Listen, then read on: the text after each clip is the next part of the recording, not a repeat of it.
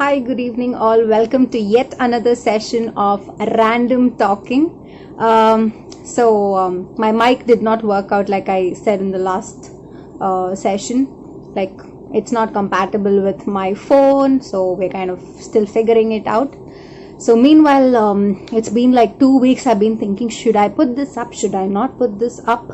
And it's raining outside today, so that's why I decided to shoot this inside and know how it'll come out. So okay, this is a very life lesson oriented story. So it's a little you would say crude. Sometimes you might feel it's crude. So again, no judgments, first rule. Okay, and it's just a thing that happened. It's a life experience. So let's get started. Okay, so I'm 11 years old. I'm in 7th standard. I'm 1 year early to class, so I'm in 7th standard, and we generally travel during Dasara holidays. That's winter break. So winter break is in October. We have 10 days of leave, so we travel to Kerala. Generally, that's my native place, so we spend like 10 awesome days in Kerala. But this time we decided, when I was in 7th, we decided we go to Velangani church. So Velangani Basilica is in that Tamil Nadu Andhra border. It's a very famous pilgrimage place for Catholics in India.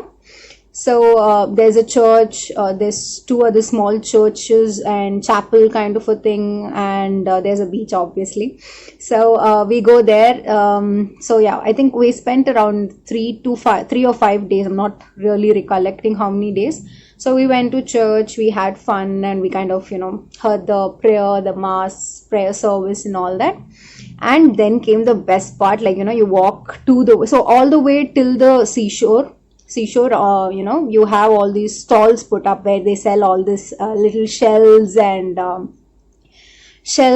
all those things. So you get bracelets made of shell, vase made of shell. So these are kind of things we like, and even clips, hair clips and all that made of different varieties of shell, small long shells and clamp shells and all that. So it looks nice. So we can kind of have a look, and 2004 is the year tsunami had come, and it was just 2005. So like the immediate next year after tsunami is when we went to Velangani.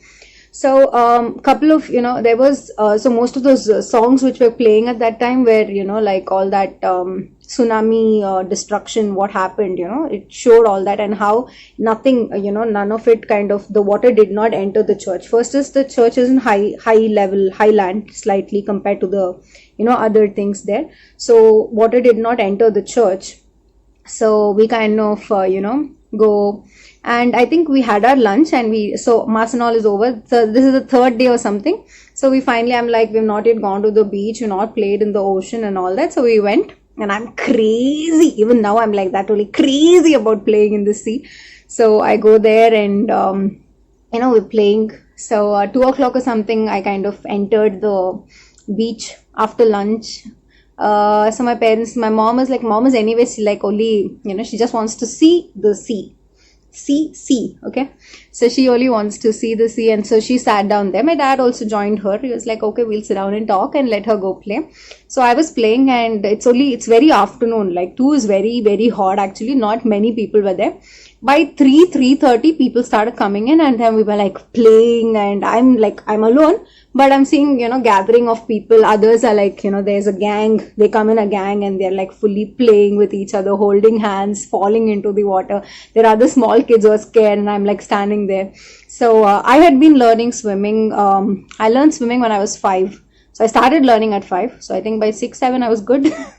So now I'm 11. So that's 6 years of good swimming kind of a thing. So I'm not scared of the water as such, because like it's 6 years I've been swimming and things. So I was playing nicely, and it's 5 o'clock, and my dad was like, it's 5 o'clock, let's go. He came down to call me. Like where my parents are sitting is like little far. So he came down to call me, and I was like, no, it's just, now we started playing. And he's like, no, Shell, it's been 3 hours. You started 2, now it's 5 o'clock. And I was like, instead of going, I was like, you also come join. It's very much fun. Okay. And then he was like, okay, fine. I'll also join. My mom was like, we sent you to call her, and now you are also playing. So he came in, he came into the water and he was like, he held my hand. And since I'm in 7th standard, I'm kind of a little short, like a 4 feet 8 inches. Okay. And my dad's like a 5 feet 6 inches. So I was like holding, so he's like, come little more deeper. So I was like, okay, let's go a little deeper, but you have to hold my hand. So I held his hand and I went, and it was nice. The waves, like, it was almost my shoulder level. Okay. So waves are coming and I'm like all that and jumping and all that. And then what happened is he was like, now leave my hand, you're kind of, been here for some time, you're kind of comfortable, leave my hand and stand. So I stood, and as the waves, like, high wave come, I kind of jump and settle down, kind of a thing. So I think the background is really good because it's like water, blue in color. Yeah, so I jump and settle in. And then what happened is yeah, then we were playing like this, and he told me, don't leave the grip of the seabed, stand and face the waves. So I was like, if I stand and face the waves, the water will go into my eyes, and it's salty water, it kind of irritates the eye. He's like, that's okay, you stand but don't jump, it can just take you away. So I was like, hold that grip, he said.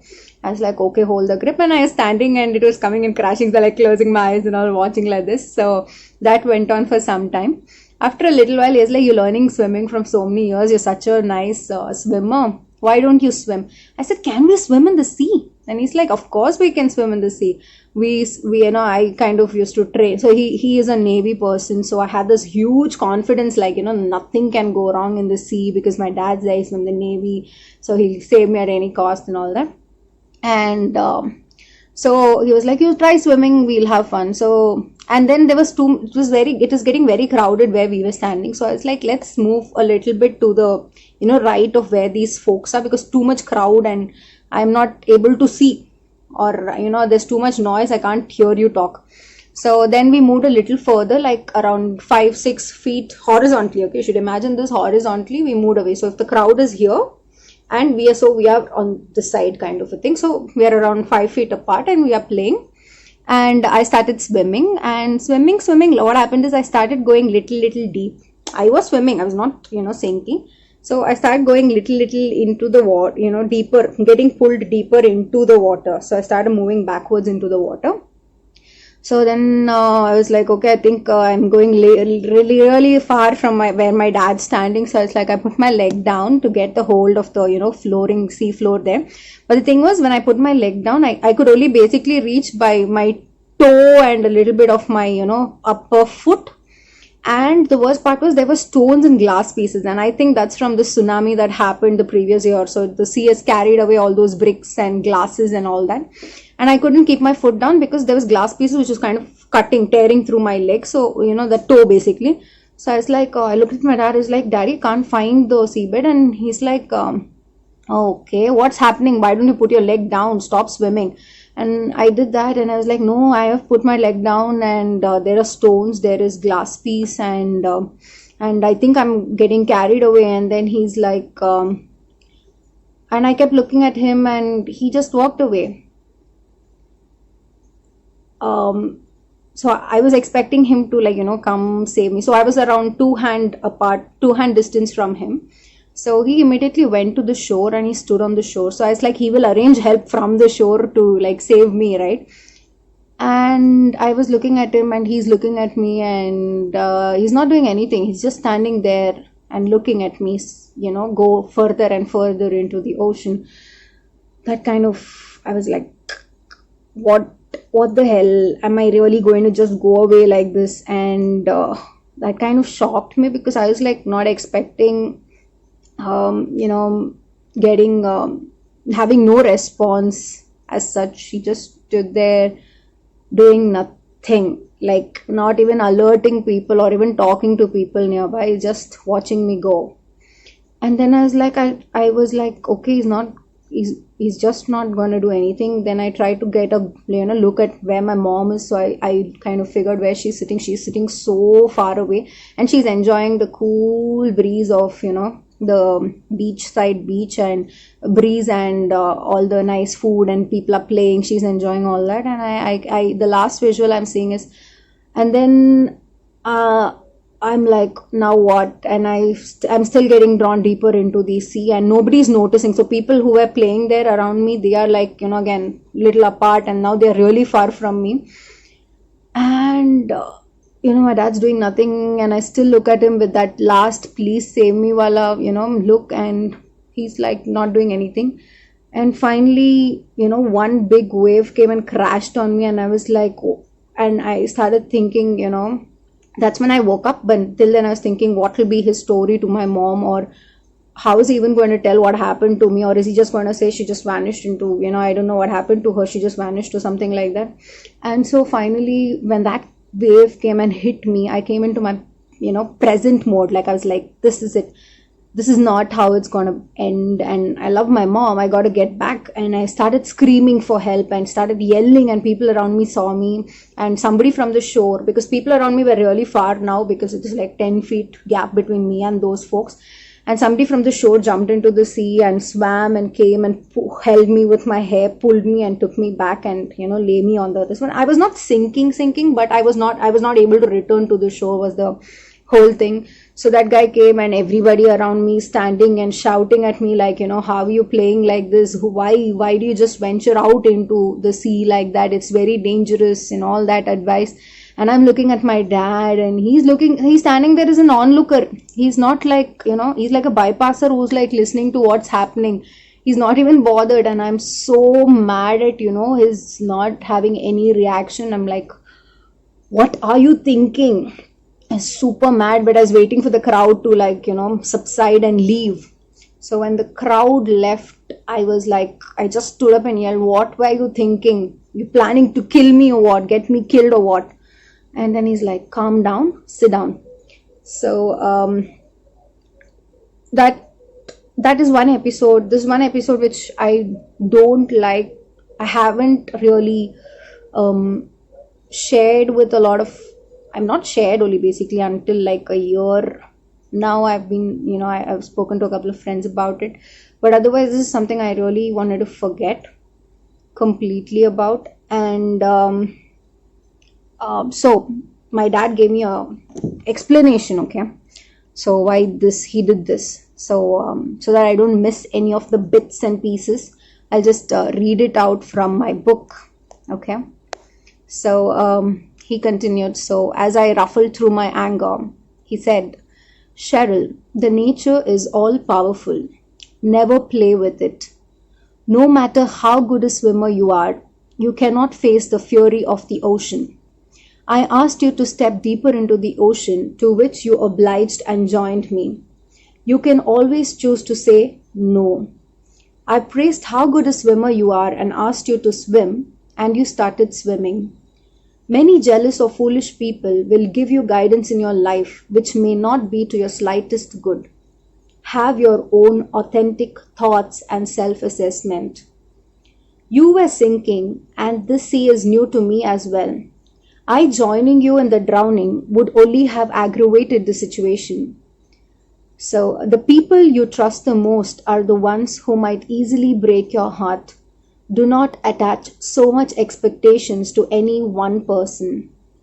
You were the one sinking, but you expected me to call out for help. Why? When in trouble, seek for help immediately without hesitating before it is too late, such that nobody can help you. Life will surprise you. Most of the times, it will be the strangers who will lend you a helping hand to save you than the people you already know and trust. So, as far as I was 11, this really didn't, sink into my head. Like, I was like, what about, okay, fine, great. All these lessons and story was great. But what if I didn't return? And he was like, you didn't deserve to live, was his answer to that. I was like, oh, I didn't deserve to live. I mean, it's a very crude answer he gave me. I did deserve to live, and I did live. So what doesn't kill you makes you stronger. So recently I was listening to this song called as What Doesn't Kill You Makes You Stronger by Kelly Carlson or something is her name. Okay, so listen to that song. It's a very lovely song. So again, bringing the highlights, of this lesson. Throughout my life, what I just read out in this paragraph has been very true, and it took me around 15 years from where I experienced this to kind of analyze and understand the meaning. And most of it sounds true. So, nature is powerful, never play with it. Obviously, nature has its own fury. You cannot never test its ability to take you away, and it will. Okay, you can always choose to say no, always.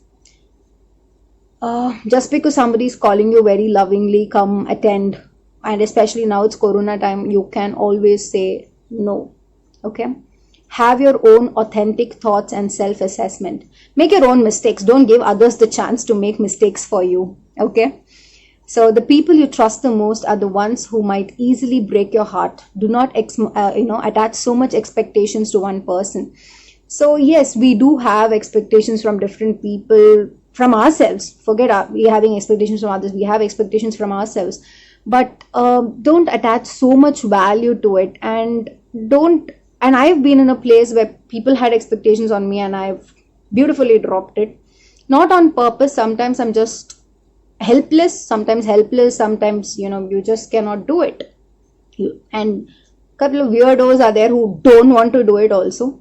So and when in trouble, seek for help immediately without hesitating. So don't feel shameful, do not hesitate. You're dying, you are feeling breathless, you need to make a decision to live, always, obviously, always. So before it's too late, so before, always ask for help before it's too late, such that nobody can help you. And life will surprise you when people and you were expecting or you trusted are not going to help. And there will be different people at different stages of your life who will lend you help, and you might at different stages help strangers and not help the people so all that's part and parcel of life. And most of the times it will be the absolute strangers who will lend a helping hand to you than the people you already trust and know. It's quite possible. So why this story? This is like the one of the most hectic incidents which I've had with my dad, like hectic life lessons. And all these lessons, I couldn't aggregate the feeling of what it is till now. And it took me almost a week to, not a week, it almost took me 2 weeks to decide to write this. So I wrote a whole story up so that I'm not like lost of where to start, where to stop. So, and finally I survived.